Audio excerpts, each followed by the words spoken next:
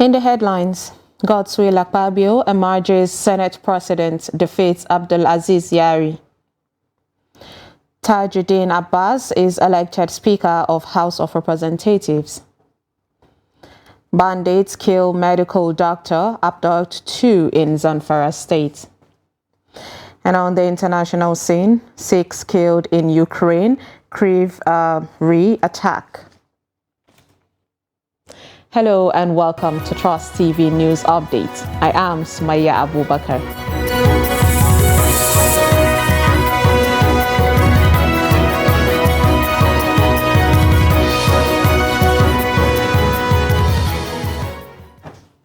Thank you for joining us. Now the news in full. Senator Godswill Akpabio has emerged president of the Nigerian Senate. He defeated his lone opponent, Senator Abdulaziz Yari, in a keenly contested election. Senator Ali Ndume nominated Akpabio, while Senator Elisha Abbo nominated Yari when the clerk of the National Assembly, Sani Tambuwal, called for nomination. Yari's nomination was, however, rejected as unconstitutional by Senator Tahir Monguno, creating rowdiness in the chamber. After the election, Senator Akpabio was declared winner by the National Assembly clerk, Sani Tambuwal. Akpabio got 63 votes, while Yari had 46, while no person abstained from voting. The APC consensus candidate Tajuddin Abbas has emerged the Speaker of the House of Representatives. Abbas polled 353 votes to defeat the immediate past Deputy Speaker Ahmed Idris Wasi, APC Plateau, and Aminu Sani Jaji, APC Zamfara, who got 3 votes each. Before the commencement of voting, Abbas was nominated by the immediate past House leader Alhassan Ado Doguwa and seconded by Nolim Naji. Tijani Kayode Ismail nominated former Deputy Speaker Ahmed Idris Wasi, and his nomination was seconded by Muhammad Ari Abdul Mumin. Ahmed Yusuf Ibrahim Doro nominated Aminu Sani Jaji, who was seconded by Muhammad Aminu Ibrahim. Abbas, however, scored the highest vote to emerge the Speaker and was immediately sworn in by the clerk of the National Assembly, Sani Tambuwal. The parish priest of Holy Trinity Catholic Church, Kariku, in Kauru local government area of Kaduna State, Reverend Father Jeremiah Yakubu, has been kidnapped by gunmen. Although the police authorities in Kaduna are yet to comment on the incident, the Chancellor of Catholic Diocese of Kafanchan, Reverend Father Emmanuel Okolo, said in a statement that Father Yakubu was kidnapped from Parish Rectory in Kauru local government area at about 11 p.m. on Sunday. While calling for an intense prayer for the quick and safe release of the victim from his abductors, the Chancellor also appeals to the parishioners to refrain from taking laws into their hands. He assured the parishioners that the church will use all legitimate means to ensure the quick return of the kidnapped Reverend Father. Meanwhile, Oyo State Governor Seyi Makinde wants more Nigerians to contribute their quota towards the sustenance of democracy. The governor gave the charge in Ibadan during a commemoration service in a celebration of this year's Democracy Day celebration. The governor Makinde also urged the citizenry to be vigilant and stand against the enemies of Nigeria. The report. It's Democracy Day celebration in Ibadan, and the state governor Seyi Makinde and other top government functionaries are at the Orita Mefa Baptist Church, Yemetu, to render thanksgiving for the sustenance of our democracy over the past decade.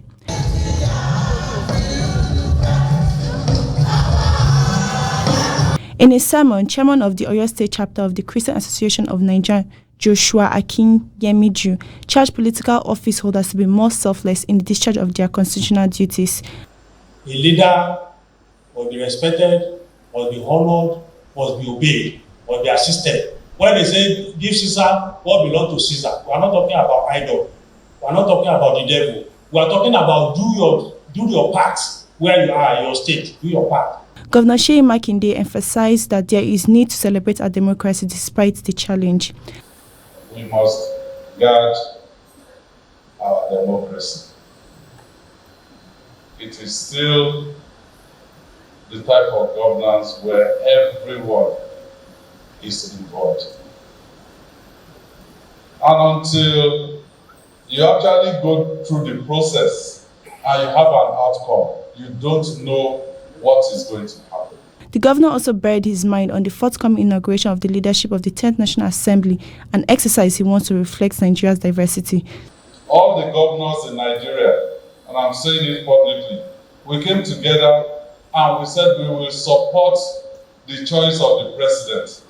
Speakers here want political office holders to be more deliberate about Nigeria's development. They also want government to address issues that affect the ordinary Nigerian, like unemployment and poverty. The chairman of New Nigeria People's Party, NNPP, Olakposi Ogini, has denied his purported arrest, saying that he only honored police invitation to Abuja. He accused the party's gubernatorial candidate, Olufemi Oguntoyinbo, and others, or some others, as responsible for the widespread of his fake arrest. Ogini spoke at a June 12 Democracy Day celebration with the topic, Dr. Boniface Aniebonam, the messenger of God for a new Nigeria, held in Abeokuta, the state capital. He described the petition written to the police as frivolous and nonsense, saying that he was not a terrorist, money launderer, and a gun runner. Ogini, while commending the police for carrying out their duties professionally, urged Nigerians to see police as their friends. Ogini, however, called on the NNPP presidential candidate Rabiu Kwankwaso to call all those causing troubles in the party following the party's withdrawal of petition against Governor Dapo Abiodun election victory and the Independent National Electoral Commission, INEC. They invited me to Abuja and I answered the question, and they did what is expected of a professional police all over the world. I say kudos to them. And I want them to keep it up. And I want to assure Nigerians that this is a new order in Nigeria. Police, they are your friends. If you are not criminal-minded, you are a friend of police. So all the frivolous things that they have said and all the allegations that are founded, I want to tell you, this is me sitting down in the NNPP secretariat in Abeokuta. Hi, Comrade Ogini Olakposi Sunday, I'm not a terrorist. I'm not a gun runner. And I'm not a 419er like some of them. I think that maybe we are doing money laundering.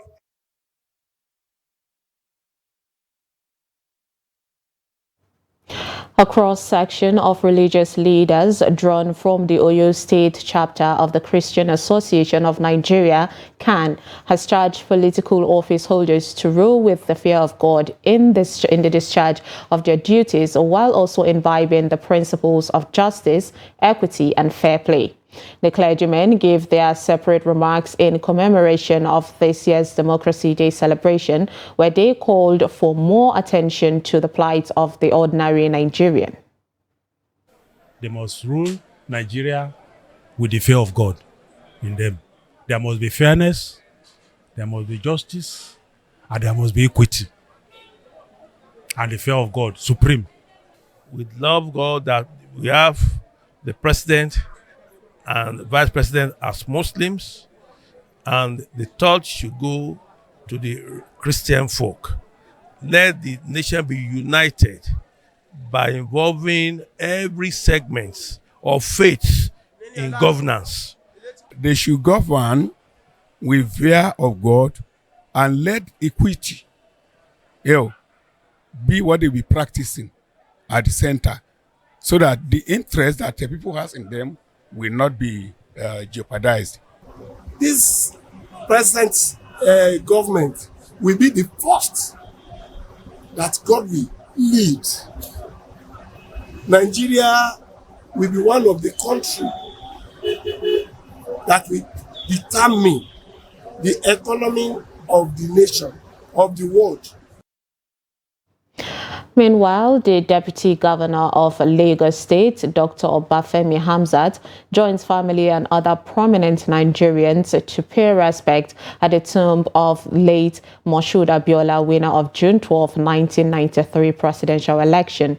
Children of the late politician Lola Abiola Edewo and Olamilekan Abiola speak on his struggles and sacrifices for democracy at the event to mark June 12 Democracy Day in Lagos. The report. 20 years after June 12, 1993 presidential election, considered the fairest election in the history of the nation, but was annulled by General Ibrahim Badamasi Babangida, IBB, the memory of Abiola still lingers. At the residence of late Abiola in Lagos, many Nigerians gathered to pay respect, including the Deputy Governor of Lagos State, Obafemi Hamzat, who urged Nigerians to be grateful to God for blessing the country with people like Abiola. That Chifemke Abiola wants is good governance. That's all. Good governance. So that we can elevate the destiny of these 200 million people out of poverty. That's all. However, in his memory, we must remember what happened. Christians, Muslims, everybody came together to vote for a Muslim ticket. So we did emphasize religion and ethnicity. We came together as a people. Senior lawyer Mike Ozekumi says the opportunity to ask the former military president Ibrahim Badamasi Babangida to explain to Nigerians why he annulled the election won by MKO. General Ibrahim Badamasi Babangida owes Nigeria an answer, an explanation as to the circumstances that led to the mindless annulment of the June 12th election. Why did he annul it? In one interview, he said there were certain forces at work, that it was not done by him alone. Who were or are these forces that were at work? Can he, for once, break open the coven and let us see the witches and wizards that organize themselves into an unholy coalition to deny Nigeria? First daughter of the late politician, Lola Abiola Edewo, urged Nigerians to support the new president, Bola Tinubu, as he was part of the struggle for June 12, 1993 election.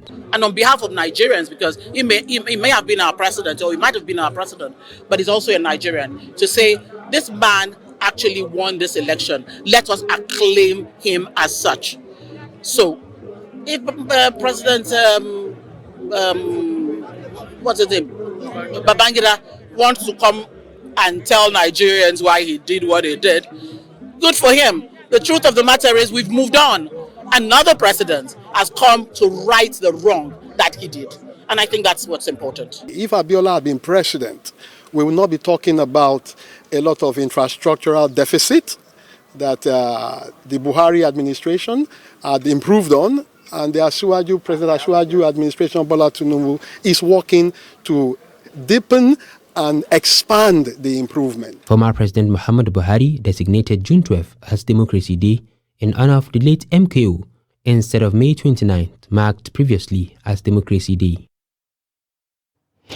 As Nigerians mark 24 years of uninterrupted democratic process, the Director General of Michael Imodu National Institute for Labour Studies, MINUS, Isa Aremu, has again affirmed that Nigeria is the destination of democracy in Africa and that it has come to stay in Nigeria. Aremu stated this during an event by the Institute to mark the 2023 Democracy Day, where he maintained that despite challenges facing the country, there's still several benefits of democratic system. He specifically notes that labor unions have taken advantage of the democratic space to organize, freely associate, and without any form of harassment by the democratic system, unlike during the military regime when labor leaders were imprisoned. He insisted Labour must partner relevant government agencies to deepen democracy. Today, Nigeria is marking 24 years of uninterrupted democratic process. This thing that we take for granted, that's what is lacking in Sudan. the conflict in Sudan is absence of a democracy. It's quite easier for military dictatorship to take over power, but it's difficult for them to know when to stop. But in a democracy, you have constitutional benchmark. You are elected for 4 years. If people want you, they can renew your mandate for another term. And if they don't, you need to step out of office. In the last 24 years, we had a serious test case in which a sitting president died in office. The late President Musa Yar'Adua, may so rest in peace. But the Constitution, with all its limitations, 1999, helped us to midwife that challenge. And that's why when we had what they call doctrine of necessity.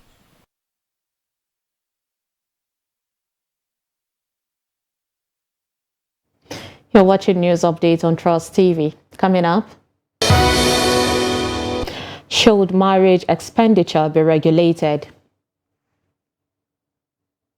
This and more to come after the break. Stay with us.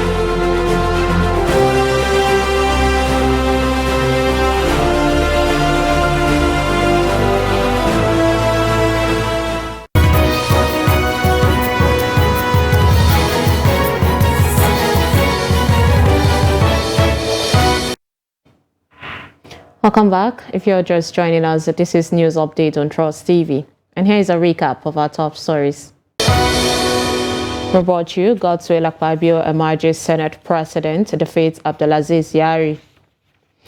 And Tajuddin Abbas is elected Speaker of House of Representatives.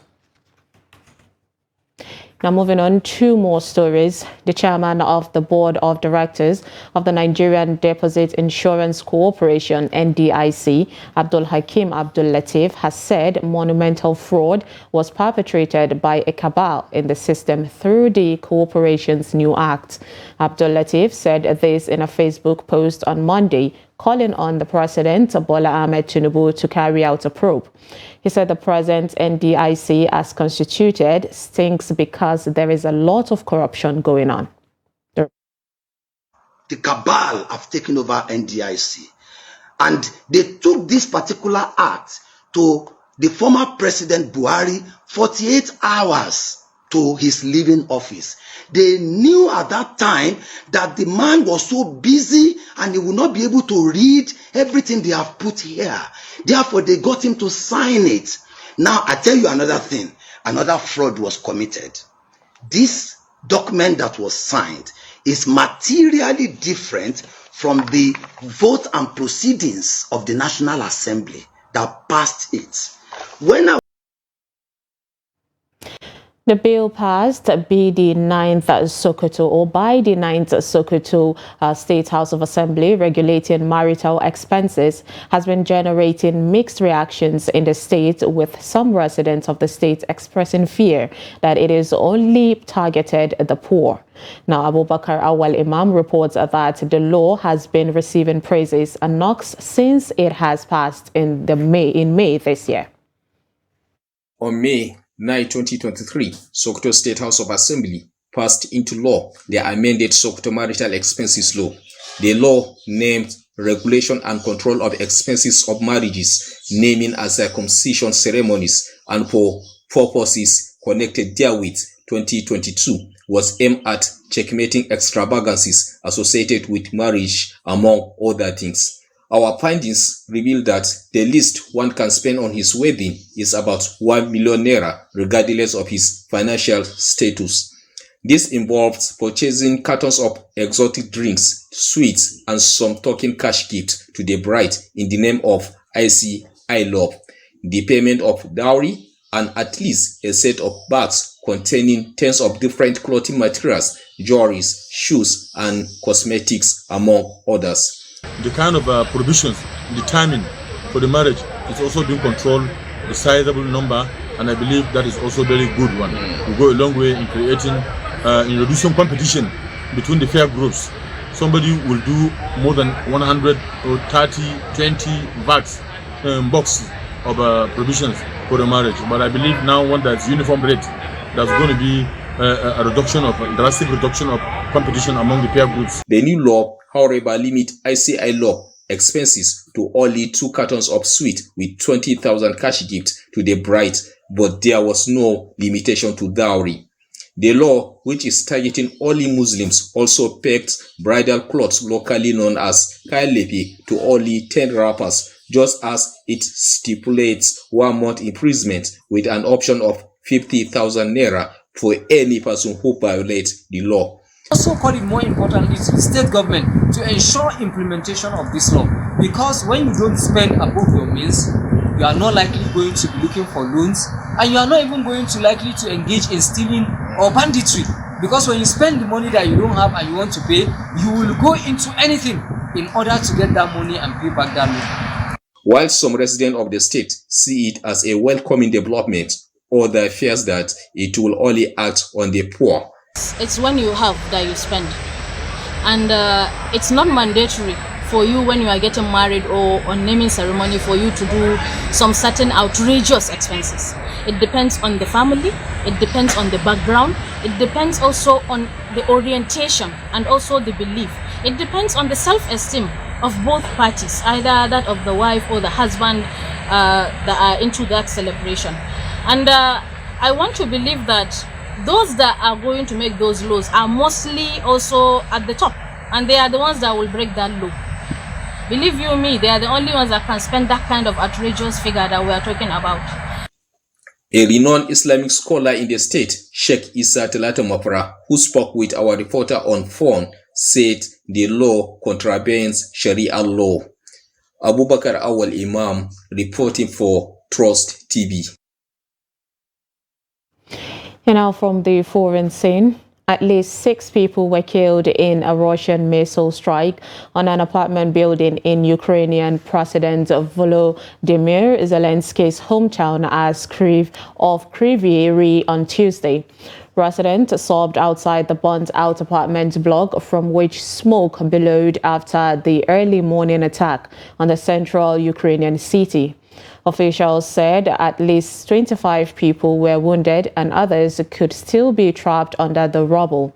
Rescue operations were underway in the apartment building and in a destroyed warehouse. City Mayor Alexander Vilkul confirmed at least 6 people had been killed. In an earlier post, he had said 3 people were killed, at least 7 were believed trapped under the rubble, and that 25 others were wounded.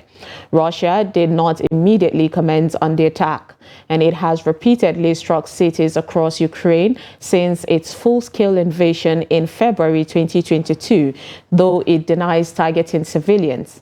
Moscow has also accused Ukraine of cross-border shelling as Kyiv carries out counter-offensive operations.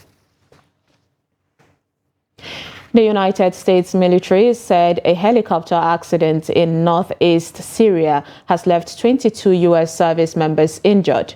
Though no enemy fire was reported at the time of the mishap, the service members are receiving treatment for their injuries, and 10 have been evacuated to higher care facilities outside of the U.S. Central Command area of responsibility.